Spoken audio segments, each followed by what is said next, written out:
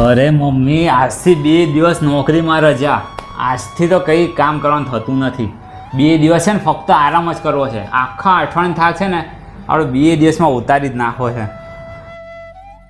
કાલે તમારી રજા છે તો મને કાલે થોડી ઘરમાં મદદ કરાવી દેજો ને, તો હું પણ થોડી વહેલી નવરી થઈ જાઉં. અરે તારામાં બુદ્ધિ જેવું છે કે નહીં? 2 દિવસની એક તો રજા મળતી હોય અઠવાડિયામાં, અને એમાંય તમે મને કામ સોંપી દો. અમારે શું આખું અઠવાડિયું બસ કામ જ ઢળ્યા કરવાનું હોય? અરે બેટા, એ સાચું કહે છે. એ ક્યારની એકલી એકલી મહેનત કરે છે, થોડીક એને મદદ કરી દે ને બેટા.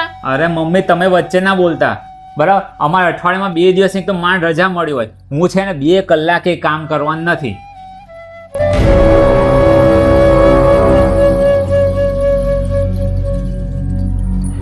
અરે જિજ્ઞેશ, તારો ઓફિસમાંથી બોસનો ફોન આવ્યો હતો. કાલ 2-3 કલાક માટે તારે જવું પડશે. શું? 2 દિવસ રજા છે તોય મારો બોસ મને શાંતિ નથી લેવા દેતો. 2 કલાક માટે છે ને મારો આખો દિવસ બગાડ છે. હમણાં છે ને હું મારા બોસને ફોન કરું જ છું.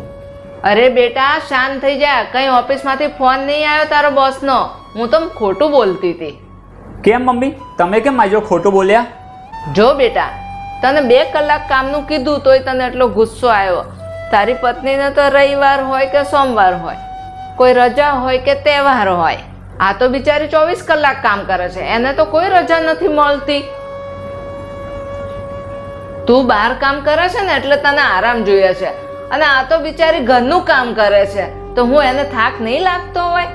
જો તું રજાના દિવસે એને થોડી મદદ કરે ને તો એને પણ થોડો આરામ થાય અને તારા પ્રેમનો અહેસાસ થાય. ઘર એકનું નથી, તમારા બંનેનું છે. અરે ગાયત્રી, લાવ વાસણા આપ, હું ગોઠવી દઉં. અને આજની ચા પણ હું જ બનાવીશ. અરે તમે કેમ? કારણ કે આ ઘર આપણા બંનેનું છે, અને તારી રજામાં ભાગીદારી કરવી ને એ મારી જવાબદારી છે. ઘરકામ એ ફક્ત સ્ત્રીની જવાબદારી નથી, એકબીજાનો સહયોગ એ જ સુખી પરિવારનો પાયો છે. આમાં તમારું શું માનવું છે?